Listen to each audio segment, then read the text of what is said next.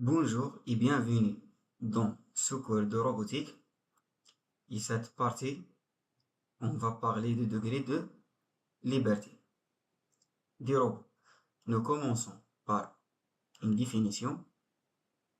Le nombre de degrés de liberté d'un corps en général représente la possibilité de mouvement, que ce soit dans le plan ou dans l'espace. Et donc, ça décrit l'état du système. Le nombre de degrés de liberté, qu'on appelle également mobilité M, et donc on peut noter M représente le nombre d'articulations qui peuvent être indépendamment activées. Donc, on va voir plusieurs exemples pour mieux définir le degré de liberté. Prenons ici comme premier exemple. Le premier cas ici, nous avons un bras avec deux corps, le corps 1 et le corps 2, et deux articulations, l'articulation 1 et l'articulation 2. Dans ce cas ici, le nombre de degrés de liberté, donc M, vaut 2.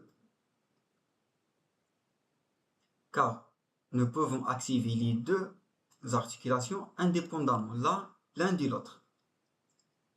Prenons ici comme deuxième exemple ce robot qui est en chien fermé.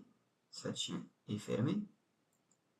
Dans ce cas ici, nous allons avoir une mobilité de 1, M égale à 1.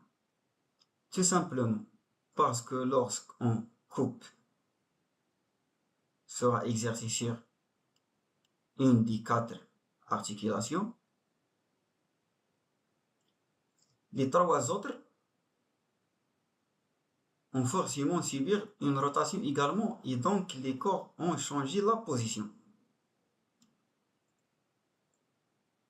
Et donc, dans ce cas ici, impossible de modifier la position d'un corps sans impacter la position des deux corps. C'est pour ça que nous avons qu'un seul degré de liberté, M égale à 1. Donc, prenons ce troisième exemple. Dans ce cas, il est moins aisé, moins évident de déterminer le nombre de degrés de liberté. C'est pour ça que dans cette vidéo, nous allons voir comment calculer le nombre de degrés de liberté d'un système, d'une structure ou d'un robot.